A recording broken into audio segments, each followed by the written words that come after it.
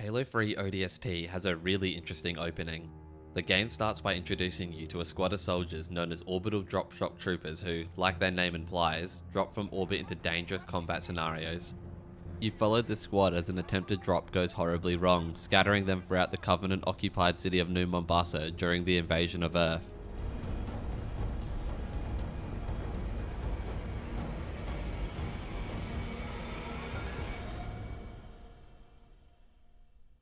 It's here that the player takes control of the squad's newest member, the Rookie, who's awoken 6 hours after the initial drop. Alone in the dead of night, you must explore and evade enemies within this moody occupied city, all while searching for any evidence as to the whereabouts of your missing squad mates. Eventually, you're led to a building that's clearly seen some action. Blood paints the walls and bodies are numerous as you make your way through this graveyard, eventually finding a helmet which has found itself stuck in a television screen. This is the first of many clues you'll discover in the search to reunite with your team. It's clear even from this brief opening that ODST is no normal Halo game. Gone are the universe-changing adventures of the Master Chief, and instead we're left with a more somber and quieter tale. Unfortunately, it is also in this opening that the cracks begin to show, as ODST goes from being a bold and intriguing new take on the Halo formula to what can only be described as a failed experiment, a victim of the cruel realities of game development.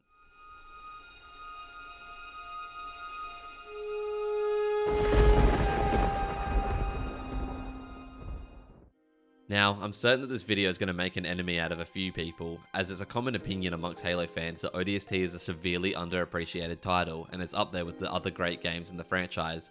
I strongly disagree with this statement, however, as I firmly believe ODST is one of the worst games in the franchise.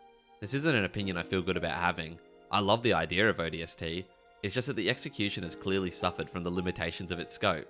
So, before I proceed to attack this game from the relatively safe position of a critic, I should at least try to give a bit of context about ODST's development, since almost every issue I have with the game can be directly linked to the limited resources its dev team had available to them. Back when Bungie were on top of the world in the year of our Lord 2007, the studio was ready to regain its independence from Microsoft. Just 6 days after the generation-defining release that was Halo 3, Bungie announced that they were splitting off from Microsoft with the plan to make 2 more Halo games for the publisher, one of which ended up being Halo 3 ODST. Originally envisioned as an expansion for Halo 3 titled Halo 3 Recon, ODST quickly found itself outgrowing its team's initial vision, enough that they felt justified releasing it as a standalone title. Unfortunately, due to the development of Halo Reach, which was ongoing at the time, ODST had a rather limited budget, with a team of around 70 employees and only 14 months of development time. This meant that the game had to rely on a lot of assets from Halo 3, which meant relying on an engine that was not designed for the new approach to the Halo formula ODST was embracing. This incredibly limited development clashed heavily with these experimental new ideas, and ultimately left fans paying full price for a very short campaign, bare-bones survival mode, and a disc containing Halo 3's multiplayer. One of the biggest selling points for the game is that you're no longer a super soldier. Gone are the days of feeling like an invincible killing machine, tearing through Covenant soldiers with ease. Now you get to experience the war from the perspective of a regular human. Well, that's the idea anyway.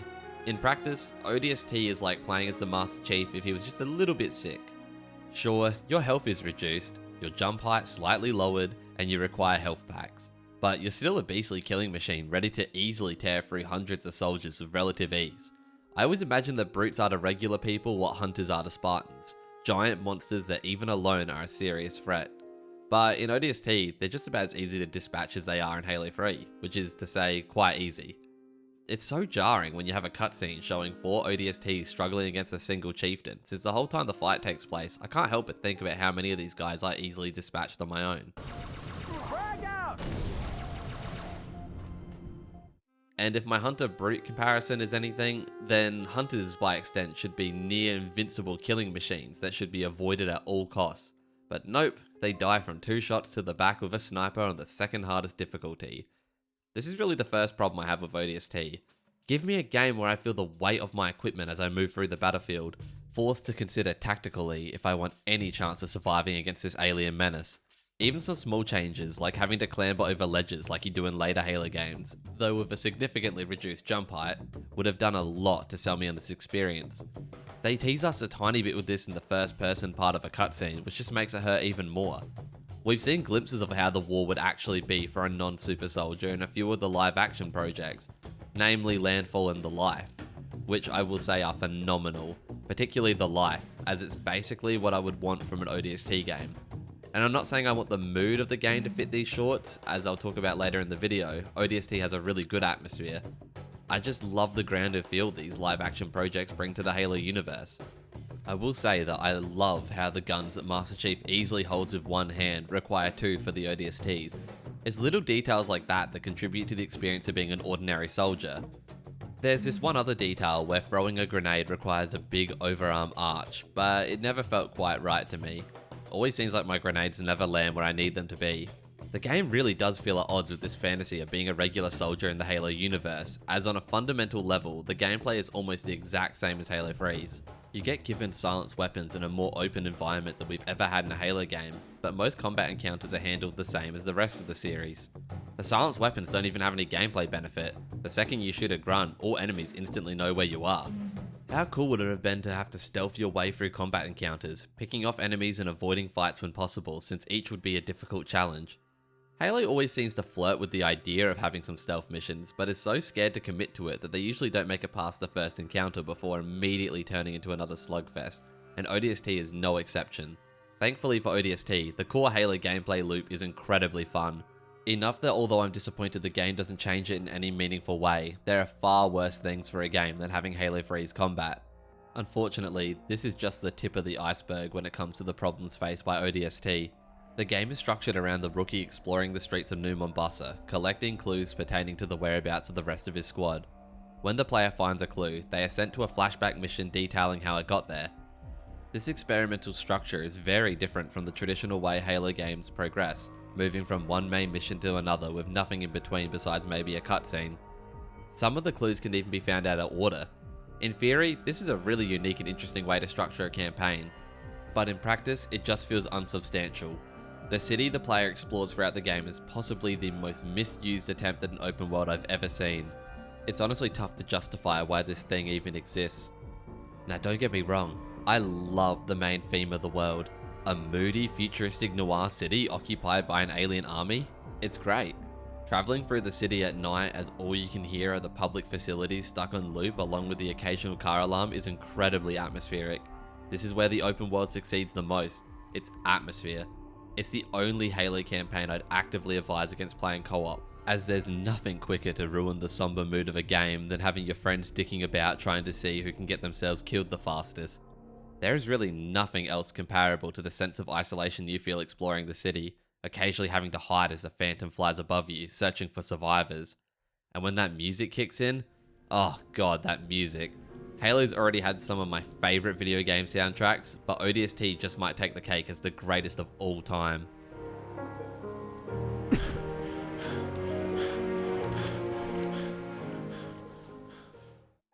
Even here though, we run into some problems.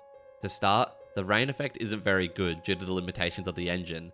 It looks like a cheap filter slapped onto your HUD rather than the dense thunderstorm seen in the game's marketing, which is a shame because that style of rain would add significantly to the already great atmosphere. Engine limitations are almost certainly also the reason that the city is separated by these big gates to hide the loading screens every minute or so of walking. But no, the biggest offense here isn't any specific problem with the open world's main theme, it's just the fact that it's the only theme. Seriously, the whole city looks the same. There is nothing to distinguish these areas from each other, and without the map, it would be incredibly easy to get lost and not have a single clue as to where you're going. Speaking of clues, let's go back to that experimental structure for a minute. I was a bit dishonest in how I presented the whole process of searching for clues and possibly experiencing the story out of order as you piece together what happened to your squad mates. I'm sure that's what they originally intended for this game, but it's not at all what the final product ended up being. The first two clues are for some reason locked into a linear order. You don't start getting the option to explore the game's story in a non-linear fashion until after you've beaten the second flashback mission. Not that you're likely to do that at any point in the story anyway, as you don't really search for clues so much as you're given a waypoint leading you straight to the next clue. It's not even clear that you can switch waypoints and tackle different clues in whatever order you want, though the game doesn't exactly encourage this anyway, since the clues are all laid out across the map in a way that you would have to go actively out of your way to break the linear order. And even if you did do this, You wouldn't get this cool out-of-order story that would lead to intrigue and eureka moments as various pieces from the past and future form a cohesive narrative. The story is very clearly structured for you to experience it in the correct order, and you don't get any sort of benefit from doing it in any other way. And just to rub salt in the wound, the rookie finding these clues has no effect on the narrative at all. Once you find the last clue, he just happens to pick up an unrelated radio transmission leading you to the second to last mission and the end of the open world. So what ends up happening is that you move through the open world, going from waypoint to waypoint in pretty much the exact same way every playthrough, only deviating from the main path if you force yourself to. Now, when dealing with open worlds, there is generally the expectation that in addition to the main story, there are extra additions added that are designed to encourage the player to move off the beaten path and explore. In the case of ODST, however, there is almost nothing within the city that does this. The only extra content in the entire open world are the supply caches, which are completely unnecessary and uninteresting, one unique enemy encounter that is pretty much impossible to miss if you're just going to the next waypoint, and the admittedly great audio logs, which not only tell an interesting story, but also have a small impact on one of the later missions of the game if you collect them all. But that's it. It's hardly enough to justify the existence of the open world. I was hoping to at least see some form of visual storytelling, like the occasional campsite that you find in Halo Infinite, but there's just nothing like that. And it's not like I particularly want to compliment Halo Infinite's map anyway, since it hardly justifies its own existence. But at least that has stuff to do in it, even if it's not particularly interesting or unique. ODST's open world just feels very incomplete, like they nailed the atmosphere but ran out of time for the rest, which again, given this game's very tight development constraints, is probably the case. There is one thing I've neglected to mention which kind of messes up the atmosphere the game works so hard to achieve. Instead of a traditional flashlight to see in the dark, ODST employs the visor, a fancy night vision that highlights enemies and points of interest, and it severely detracts from the game's visual style. Seriously, this thing makes everything so ugly, and it's often objectively the best decision to leave it on, which just sucks. It's a very similar problem faced by the Batman Arkham games in that detective mode is often a must-use despite turning the game's environments into an ugly shade of blue. But let's move on from the open world for now. Don't worry, I've still got more to say about it, but I want to look at the flashback missions quickly. These are, well, they're alright, but if I had to describe them with one word, it would be repetitive. Two of the missions are set in the same spot as the open world, which means that they just look like daytime variations of what you've already seen. Now, these could be cool in theory, as you familiarize yourself through the open world and then use your knowledge to ease through the flashback missions. But in practice, it just doesn't work like that, as all the environments are so unvaried that it's hard to remember what you've already seen. And most of the other missions are just repeating the same environments over and over again. The worst offenders here are NMPD HQ, Data Hive, and Coastal Highway, which all seem to be made up mostly of just the same room repeated constantly. I will say that I do really enjoy the themes of these missions, along with Uplift Reserves, and they're a nice refresher from the open world segments. It's good to see a healthy amount of variety in the visuals of these missions, despite all being set in the same city. A bit of old Mombasa from Halo 2 would have been nice, but the offerings they do have here are really good. And I know this is obviously asking for way too much from the game, but man, I was so disappointed to find out there's a zoo level with no animals in it. You know that part of Halo Reach where the giant native wildlife are attacking the Covenant and then those creatures just never show up again? Well, it would have been really cool to see something similar in this mission. Again, I'm aware that there was no chance of this happening, but how funny would it have been to see a tiger chasing grunts or a brute confronting a gorilla? Also, it really disturbs me how they use real life pictures of these animals for the mission. Anyway, tangent over. I wish I could say the writing at least carried these levels, but it's not great. Halo games have never had spectacular writing, with the exception of Halo 2, and ODST is no different. And this is coming from someone who is deeply engaged with the universe, having read all the books. The story being more grounded is an interesting decision coming off the previous games, but the writers just couldn't seem to quite help themselves when trying to keep ODST's plot a more personal one. Which is a shame, because I think the mission Alpha Site is a perfect example of a story that's comparatively smaller in scope but still important. Blowing up an intelligence agency building in an act of asset denial is exactly the type of thing I want to see from these type of games. This day ain't turning out so bad after all!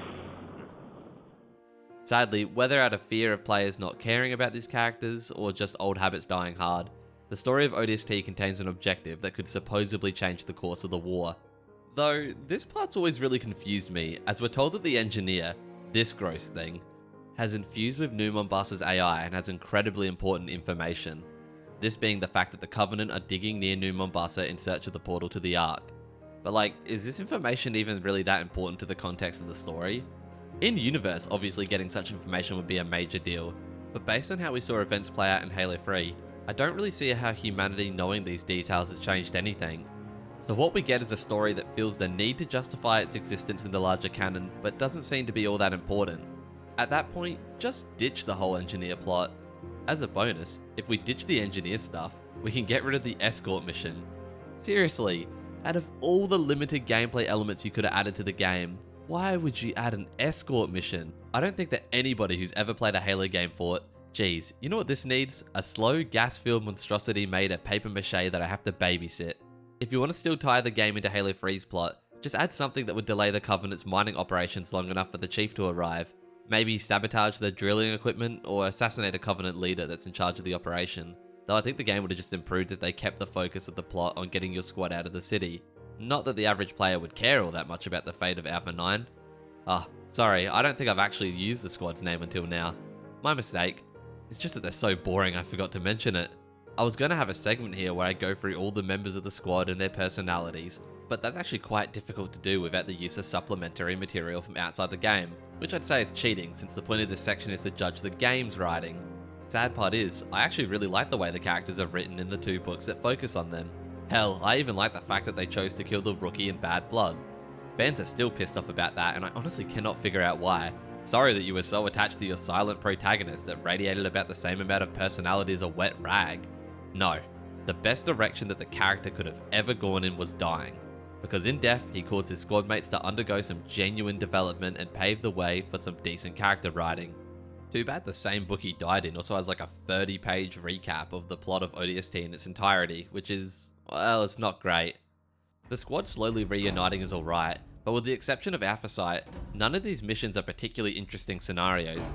Perhaps I'm being a little bit too harsh on the ODSTs here, but they just seem to be stuck in that awkward middle ground between the larger-than-life characters that we normally see in Halo games, and more relatable people. Any one of them still has way more personality than all of Noble Team put together, but that's not saying much. And it's not like the game's writer, Joseph Staten, can't produce a good story. Like I said, I think Halo 2 is very well written, and I really like his 2 novels set in the Halo universe, but ODST just did not pull off this more character-driven approach to storytelling. Hey, Romeo. You got your ears on? Oh, I get it. Permission to speak, smartass. No, I don't know what it was, but it was gonna grease your ass good. Alright, I guess I better talk about Firefight as well. Though, there's just really not much to say. It's a pretty bare-bones survival mode that I always thought was a mediocre distraction at best. It always seemed to pale in comparison to the other survival modes from the time, back when it seemed that every game had to have one. It definitely doesn't hold up to COD Zombies, and I remember getting a ton more hours out of Gears of War's Horde mode. There just isn't much to Firefight. The biggest thing it had to distinguish itself was the enemy modifiers that would come into play, but that's not much. All the maps are from the campaign, which isn't the worst thing, but some of these environments really don't feel suited for the mode. The main reason I ever saw anyone playing Firefight was just for that nightmare that was the Vidmaster Endure achievement. Firefight's saving grace is that the core Halo gameplay loop is incredibly fun, so it's not like you can't have a good time here. But just think about how good a survival mode would be with Halo's gameplay and a bunch of new mechanics like setting up defenses or having to buy upgrades for your weapons and character. I can see the appeal of ODST's Firefight from a development side, since it doesn't really require the creation of that many new assets, and you can slap it on the box as a brand new gameplay experience. But as a player, it's pretty forgettable.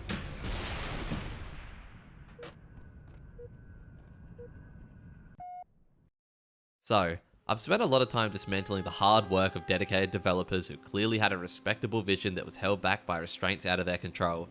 I feel as though it's only fair that I at least try and offer how I would have made adjustments to the game within its limited scope, so that I can be equally bullied as people pick out the fact that I am not at all qualified to be a game designer. The main way I would change the game is restructuring the open world, in particular how you collect clues. I would initially give the player 4 potential areas to investigate, each containing 1 clue leading to a mission. These missions would be Tayari Plaza, Uplift Reserve, Kazingo Boulevard, and one additional mission serving as an introduction to the character Romeo. Thus, these 4 missions would introduce the other 4 members of the squad. And yes, I know I'm already breaking my rule about fitting into the scope of the game by adding an extra mission, but at least it can be like a small one set in the open world revolving around sniping. I would also slightly change the plot so that these missions could be grouped into 2 pairs. Within each pair, the 2 missions would end at the same point, with the 2 squad mates meeting up. So Kazingo Boulevard and Uplift Reserve both end with Dutch and Mickey meeting up, and the same for Romeo and Buck in their respective missions. Once the players completed both missions in a pair, they would unlock a clue for the mission featuring those 2 squad mates, which would be Oni Alpha Site for Dutch and Mickey and NMPD HQ for Buck and Romeo. Only after beating these 2 missions would I finally unlock the clue for Kikowani Station for the player.